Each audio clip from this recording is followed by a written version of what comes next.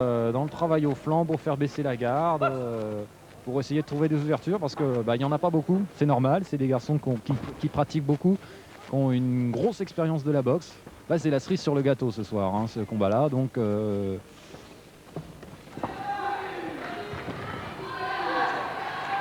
il faudra être très fort pour trouver l'ouverture, quoi. En tout cas, là, il n'a pas réussi hier à trouver l'ouverture avec ce crochet qu'il a raté, mais bon. Et se méfier des sorties de corps à corps toujours. Parce que Hakim Zemouri est très lucide lui aussi, donc la moindre ouverture, eh bien, il l'exploitera. C'est évident, il est là pour ça. Ider aussi. Voilà, fin de cette première reprise. Ider qui est quand même prudent, hein, qui tient l'adversaire à distance. Voilà, on l'a dit, les 3 premiers rounds, on va écouter ce que va dire Martial Briand à son boxeur. Si tant est que la publicité ne couvre pas les propos.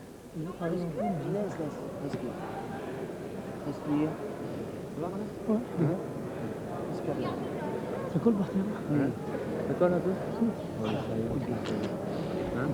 Travaille la gauche là, la droite là. Il a la main gauche, elle est là. Ouais. Tu recules, t'en vois, tu vois. Il a sa main gauche. Qu'est-ce que t'as là? La gauche en bas. La droite en bas. La gauche en bas. Et la droite en haut. Il a sa main, elle est basse. Ouais. Hein, des fois tu recules, tu pars tout de suite la droite. Ouais. Hein, tu fais la gauche là, la droite là. Tu recules, droite tout de suite, boum. Hein, voilà donc Martial qui conseille quand même d'allonger les coups, mais aussi de se retirer un petit peu. Vous avez vu par rapport à des combats amateurs qu'on a vu tout à l'heure, eh bien les conseils sont beaucoup plus précis. Il y a très peu d'ouverture, il y a très peu de choses à exploiter, de déchets. Donc il faut être précis et le travail des entraîneurs est très important parce que le boxeur en ce moment sur le ring, bon, il doit donner des coups, il doit en éviter, mais il y a certaines choses qu'il ne peut pas analyser. Et c'est son entraîneur, son prévôt, qui doit analyser tout ce qui va se passer, lui dire, eh bien là tu as une ouverture. Il lui a dit, travaille, tu vois, il a sa main gauche qui est un peu plus basse, c'est des tout petits détails, hein, mais c'est des détails qui peuvent prendre une importance primordiale. On augmente d'un ton là. Hein. Ah oui.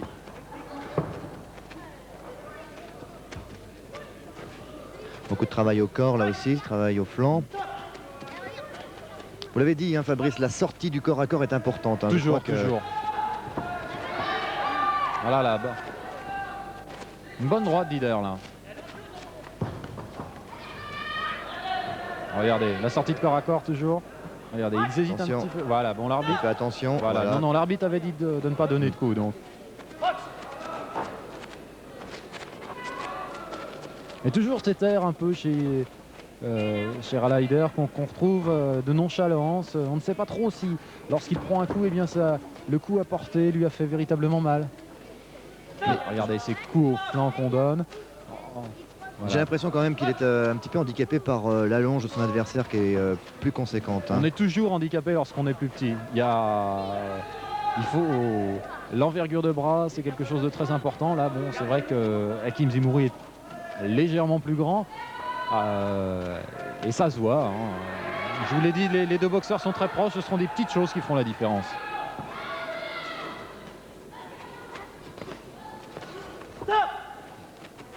Voilà.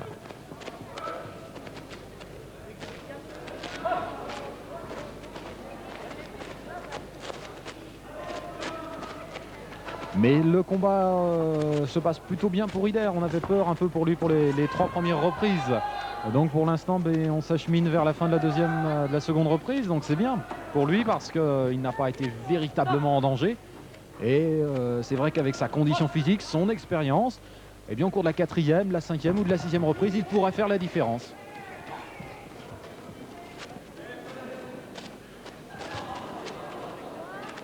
Regardez cette sortie. Tout à fait, ouais. Avec il a failli là. Zemouri qui a placé un uppercut et surtout un regard assez terrifiant. Voilà.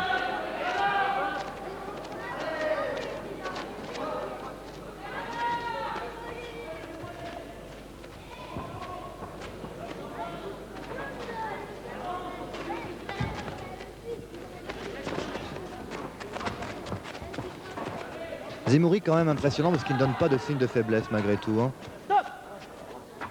Non, c'est vrai parce qu'il est sans doute à son avantage en ce début de combat. Hein.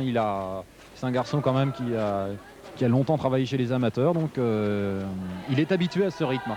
Ce qui sera intéressant, c'est de voir comment il réagira ensuite si le combat se prolonge, bien entendu. Au 4e ou 5e round, par exemple. On va écouter ce que va dire Martial Brillant.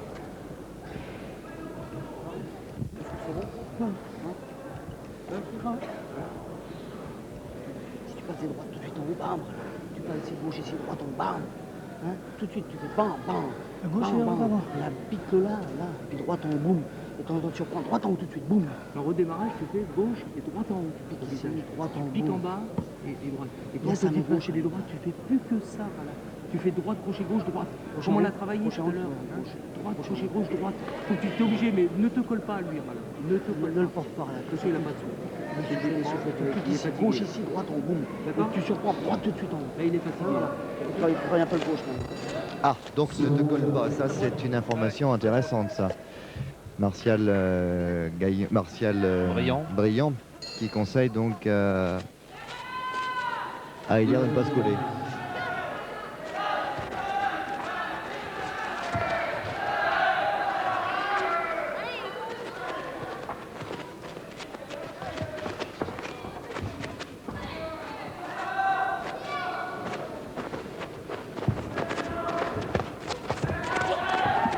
Voilà les uppercuts, hein. Zemouri essaie de passer des uppercuts.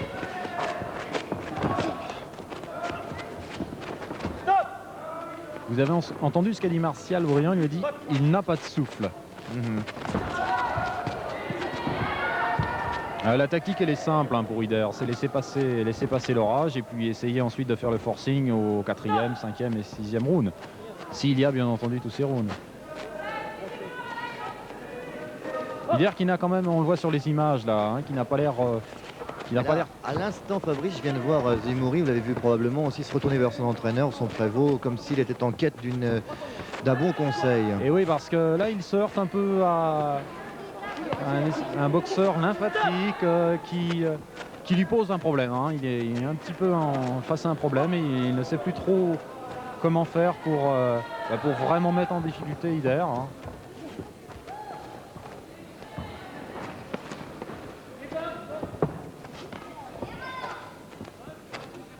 Ider qui repousse lorsqu'il veut sortir d'un corps à corps avec Zemouri, qui repousse Zemouri de peur. Et oui, il faut se méfier. De peur du coup. Et c'est vrai qu'il a l'air de voir le souffle un petit peu court, Zemouri.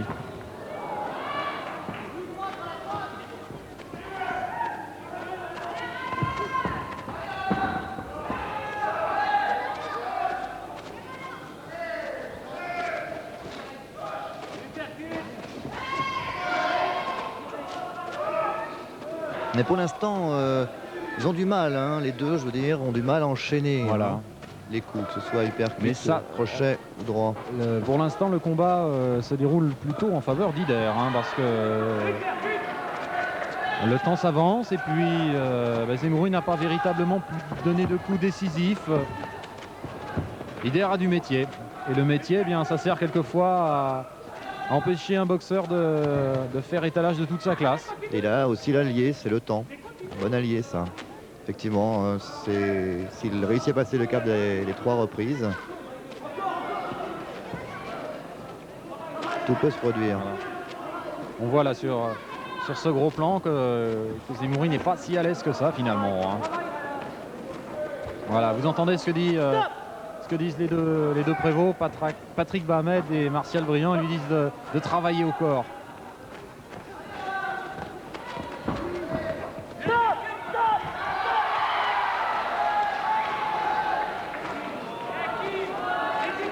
Alors comme c'est un combat un petit peu confus, eh bien c'est vrai qu'il y a quelques petites irrégularités. C'est un combat qui se passe quand même dans un bon esprit. Hein. Je veux dire, les têtes en avant, les accrochages qu'on trouve, bon, ça fait partie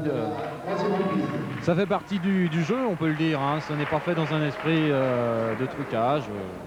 Il est fatigué, je te jure. Voilà. Il est fatigué. Écoutez ce que dit. Il est fatigué.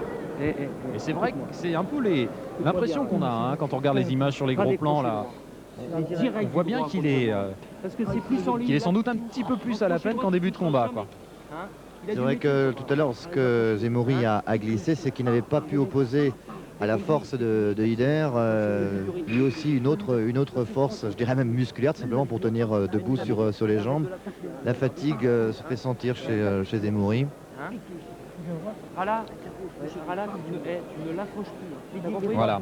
Travaille plutôt que d'accrocher, travaille. Patrick Baumel lui demande de ne plus accrocher, mais au contraire de travailler lorsqu'ils sont encore à corps, c'est-à-dire de travailler au flanc pour lui faire baisser sa garde. Ça va être important dans les minutes qui vont venir. Il faut à tout prix qu'il l'oblige à se découvrir un peu s'il veut le toucher plus sérieusement. Pour l'instant, c'est vrai, voilà, aucun coup décisif. On est à la mi-combat et ça devient intéressant pour Ider car il a passé les fameux 3 premières reprises. Ce dont avait très peur le président du TBC, Jean Lagrille.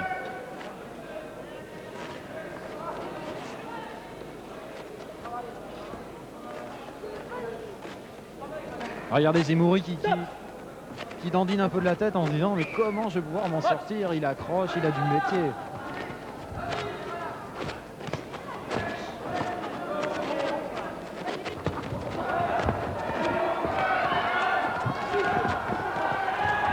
Voilà, et là...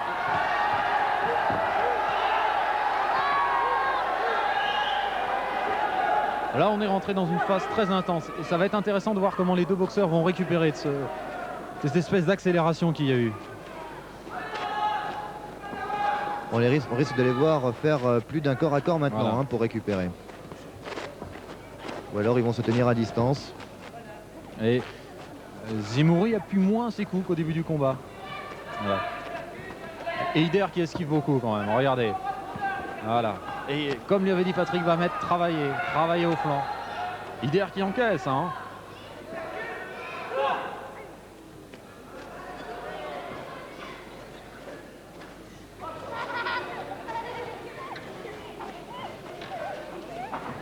Ider dont on dit généralement que c'est quelqu'un qui ne prend pas beaucoup de coups. Non, parce qu'il a avec lui l'expérience des combats amateurs, qui sont des combats très intenses. Donc il est habitué à esquiver, à avoir des adversaires qui en face de lui veulent en terminer rapidement. Donc c'est une bonne chose pour lui. Vous voyez, il a beaucoup de ses épaules. Regardez ses épaules qui travaillent beaucoup plus que celles de Zemmouri. Et ça c'est gênant parce qu'on ne sait pas s'il prépare un coup, s'il prépare une esquive. Et là regardez, Zemmouri est un peu de plus en plus se demande mais qu'est-ce que je vais faire? En plus de ça, lorsqu'il y a un corps à corps entre les deux, je crois que c'est important de parler de corps à corps parce que là c'est aussi une des clés de ce combat. Ider porte tout le poids de son corps sur son adversaire, voilà, pour évidemment le fatiguer encore plus.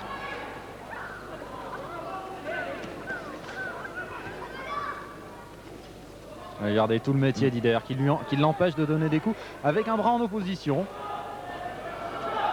Regardez Ider qui est toujours... Voilà. C'est tactique, hein, c'est pas forcément très flamboyant, mais comme certains combats qu'on a pu voir jusqu'à présent. Et oui, Ider accrochait tellement qu'il en a pris un avertissement. On travaille à l'usure.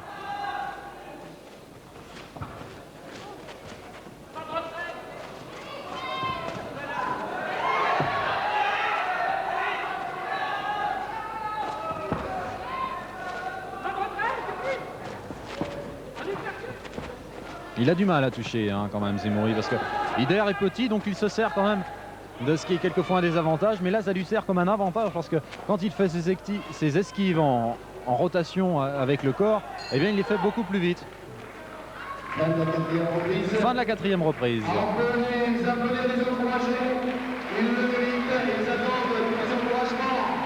Il reste 6 minutes de combat. Tout à fait. 2 rounds donc pour faire la différence. À votre sens, qui est-ce qui a pris l'avantage? Oh là, c'est difficile à juger. Ider vient de prendre un avertissement, donc c'est un petit peu préjudiciable pour lui. Pour l'instant, la décision n'est pas faite. Sincèrement, les juges, je ne sais pas ce qu'ils en pensent, mais pour l'instant, à mon avis, la décision n'est pas faite. En direct, là. Mais ne fais pas l'âge comme ça. Ça passera jamais. C'est vrai que la condition physique d'Ider pourrait payer dans les 6 dernières minutes.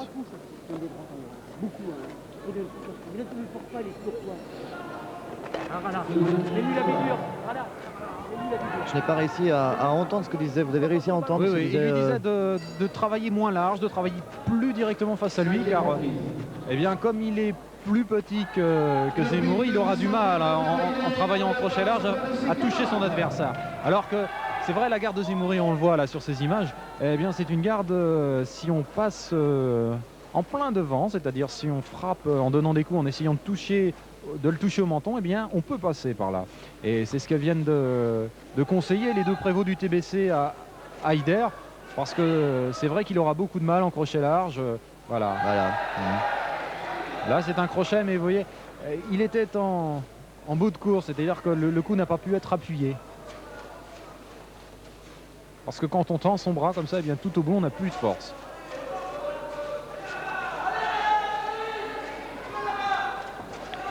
Voilà, mais c'est découvert là, Ider. Là.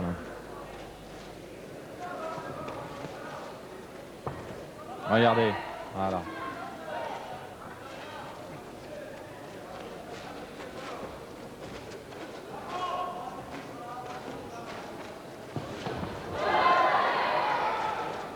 Il y a des combats qui sont quelquefois plus spectaculaires que celui-ci, mais les amateurs de boxe aiment bien parce que là il y a des problèmes tactiques à résoudre et eh bien pour les deux boxeurs, il s'agit de trouver la clé qui permettra à l'un ou à l'autre eh bien de trouver l'ouverture et qui sait de mettre sur un coup de KO son adversaire. Je ne pense pas que ce sera le cas sur ce combat. Mais vous voyez quand même qu'au fur et à mesure qu'on avance dans le combat, eh bien, les réflexes de Zemouri, là vous voyez deux droites qui viennent de toucher Zemouri, qui ne l'aurait certainement pas touché en début de match, parce que eh bien, Ider est plus frais. Et la garde à Zemouri est un petit peu plus basse. Et des coups qui ne seraient pas arrivés en début de combat, eh bien, arrivent maintenant. Et ça, c'est bon pour Ider. Ça fait l'impression que Zemouri n'arrive pas à résoudre le problème, c'est vrai. Au début de match, il tenait un petit peu à distance Ider, en tournant un petit peu, en tournoyant, mais là, il reste plus sur place en se demandant par où passer, quoi. Parce qu'il sait qu'il va falloir frapper là, maintenant.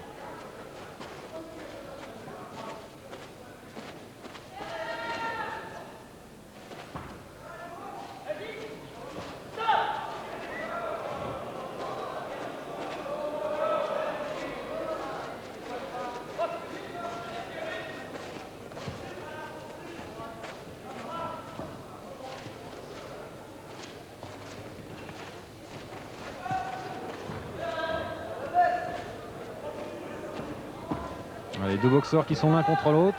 Attention à la sortie de corps à corps. C'est vrai que Zemouri a été un spécialiste de ce genre de choses. Il donne toujours un coup en sortie de corps à corps.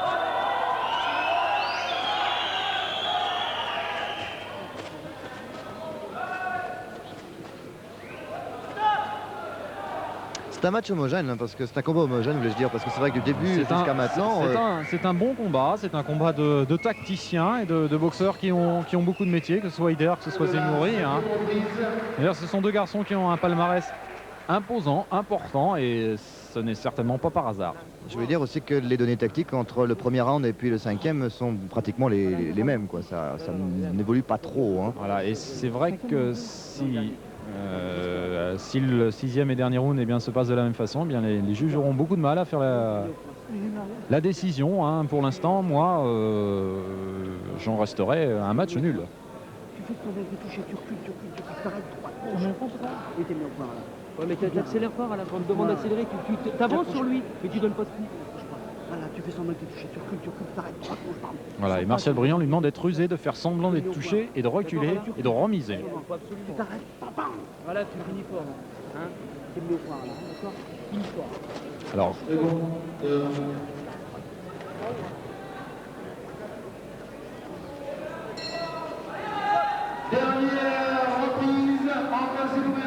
voilà, les 3 dernières minutes de ce combat. Alors deux solutions, Will se jette à corps perdu dans la bataille, ou alors l'un des deux, pensant avoir acquis suffisamment de points, restera mais je ne pense pas que l'un des deux puisse penser cela, Jackie, parce que je crois que pour l'instant les deux hommes sont dos à dos. L'avertissement qu'a pris Ider tout à l'heure, si les deux combattants restaient là, eh bien pourrait faire la différence. C'est-à-dire qu'on le disait en début de combat, la différence se fera sur très peu de choses. Et c'est vrai que ça pourrait être l'avertissement qu'a pris Ider, tout simplement.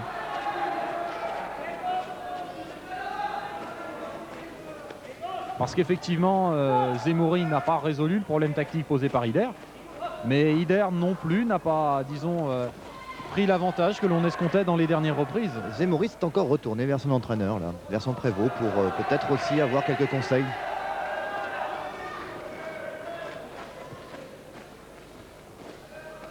Voilà, regardez, on se retrouve pratiquement à la situation de la première reprise, hein, avec. Et c'est vrai que maintenant prendre un gros risque, ça pourrait être particulièrement dommageable parce qu'on risque le contre. Et là, vu le peu de distance qui sépare certainement les deux boxeurs au point, eh bien, un seul coup pourrait faire basculer la décision dans un sens ou dans l'autre. Voilà, là, Zemouri vient de donner un bon coup, hein, à Ider, une bonne droite là qui est arrivée.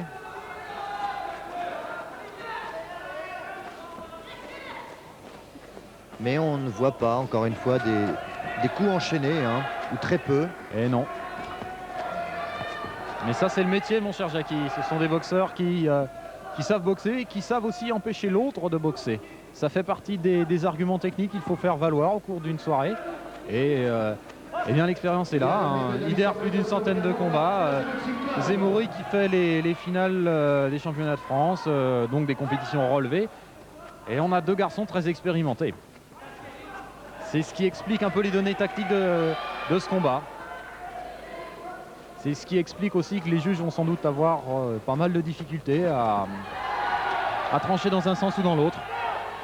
Et le public qui pousse, qui aimerait bien que la décision se fasse, allez, pourquoi pas sur un KO, mais je crois pas que le KO soit envisageable. Ce sont deux boxeurs qui sont expérimentés et ça m'étonnerait fort que dans la dernière reprise, ils se laissent aller et ils puissent s'exposer à un contre qui pourrait être fatal.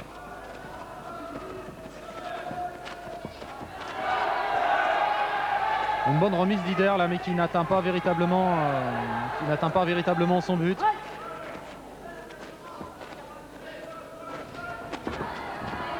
Vous savez, quand un boxeur prend un coup et un coup qui lui fait mal, ça se voit. Et pour l'instant, aucun des deux n'a pris véritablement un coup qui pourrait lui être dommageable. Voilà, et bien maintenant, je veux dire qu'on est très pressé de savoir ce que les juges vont décider, parce que, encore une fois, vous l'avez souligné, ce qui pourrait jouer en défaveur de Ider, c'est l'avertissement qu'il a pris qu'il a eu tout à l'heure. Est-ce que ça va vraiment le défavoriser? Alors, réponse dans quelques instants. Mais avant qu'on en vienne à cette réponse, je crois que pour conclure ce reportage et ces nombreux combats qu'on a pu suivre ensemble, d'abord je crois qu'on peut le dire, on l'a dit juste en prélude de ce dernier combat, la soirée est réussie parce qu'il y a du monde, parce que c'est bien organisé et parce que aussi il y a eu des combats extrêmement intéressants et le public a eu l'occasion de s'enflammer. Parce que c'est vrai que lorsqu'un public s'enflamme, il revient après tant qu'à faire. Oui, parce qu'il n'y avait pas de tête d'affiche. Par contre, le plateau était de qualité. Donc les gens qui sont venus eh bien, vont repartir avec une bonne impression. Et ils vont être contents d'avoir vu de la boxe. Et de la boxe, eh bien, on aura tout eu. On aura eu des combats tactiques, on aura eu des combats avec un peu plus d'émotion. Et ça va être intéressant. Ça va surtout encourager les gens du Trélazé Boxing Club eh bien, à monter quelque chose de plus important vers le mois de mars, vers le mois d'avril. Ce qui, ça valait le coup hein, quand même que Tevelis se déplace pour vous rendre compte de cette soirée, parce que c'était une soirée intéressante, à suspense, une soirée intense. Alors maintenant on attend encore du suspense. On attend la décision. On attend la décision. Et jusqu'à maintenant, on avait toujours pu vous dire qui serait le gagnant. Et bien là, on ne vous dira rien, car on est particulièrement indécis. Une remarque complètement stupide, mais permettez-la moi. Très peu de boxeurs ce soir arboraient un tatouage. Bon, d'accord, je me tais, elle était stupide cette remarque. Voilà, on va attendre la décision, c'est important. Attention, attention. Et c'est le président du Trélazé Boxing Club, Jean Lagrille, qui va... Voilà, donc Jean Lagrille dont on vous a parlé, c'est lui qui va apparaître à l'image là. C'est lui qui s'investit beaucoup pour que eh bien, une réunion puisse être de qualité. Elle l'était ce soir. Non, c'est le monsieur avec la veste rouge. Voilà. Et il manque un petit peu de cheveux là sur le haut de la tête, mais... Qui était un très bon boxeur. Voilà, on va écouter la décision maintenant.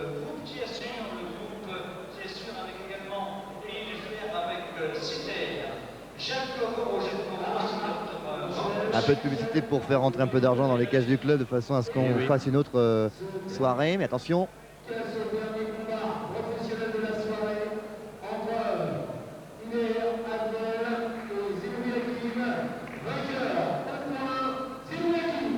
Et voilà. Et oui, il doit y avoir très peu de différence, mais c'est vrai que je vous parlais tout à l'heure de ce petit avertissement qui pouvait faire toute la différence, et à mon avis, c'est ça, tout simplement. Autrement, le match nul aurait été équitable. Bien voilà, donc c'est sur cette victoire de Zemouri que l'on va se quitter. Merci de nous avoir fait l'amitié de nous suivre pendant tous ces combats, et puis j'espère aussi, je reparle brièvement des jumeaux, j'espère que ça vous a beaucoup plu, ça aussi les jumeaux, parce que c'était exceptionnel, mais ça, on les reverra probablement. Et merci, on se retrouve peut-être bientôt sur notre antenne pour de la boxe, pourquoi pas, s'il y a des réunions aussi intéressantes et palpitantes que cela. La question est ouverte. Merci Fabrice, je vous renvoie à Radio Oxygène. Oui, et au Trélazé Boxing Club. Et au Trélazé Boxing Club, vous l'avez compris, il s'y connaît tellement bien qu'il boxe, notre ami Fabrice. Merci, bonsoir.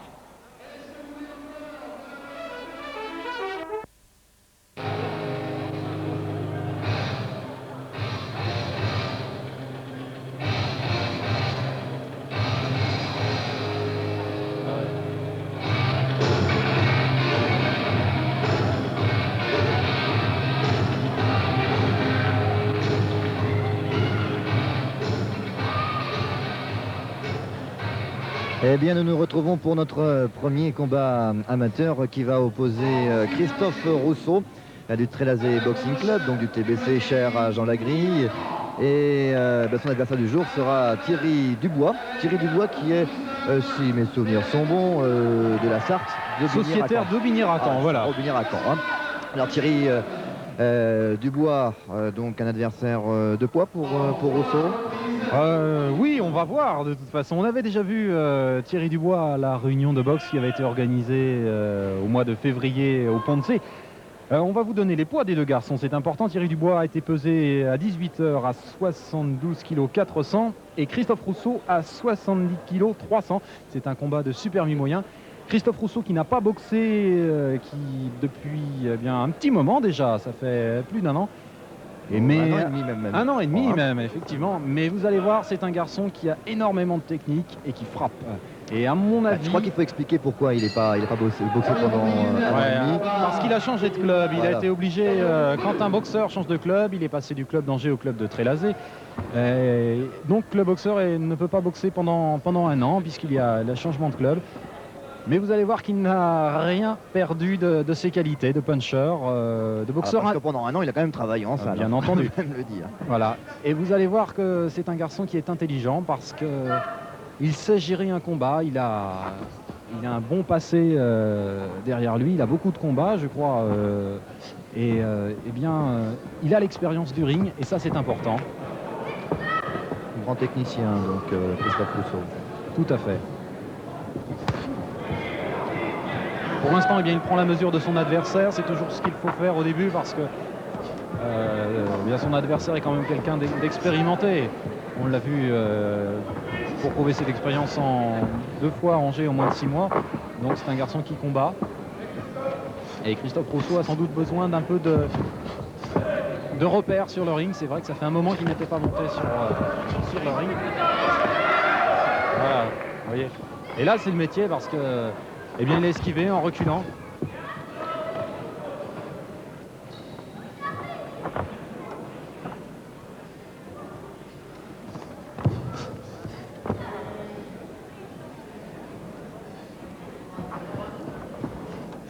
Deux boxeurs qui s'observent quand même. C'est deux boxeurs qui se méfient l'un de l'autre parce que ils se connaissent sans doute un peu. Ils savent qu'ils ont chacun une expérience qui pourrait leur permettre de faire la différence. Et c'est pour ça qu'on voit beaucoup de coups esquivés. Parce que ces garçons donnent des coups mais savent les éviter aussi. C'est ça l'important en boxe. Il faut savoir donner des coups mais il faut aussi ne pas en prendre.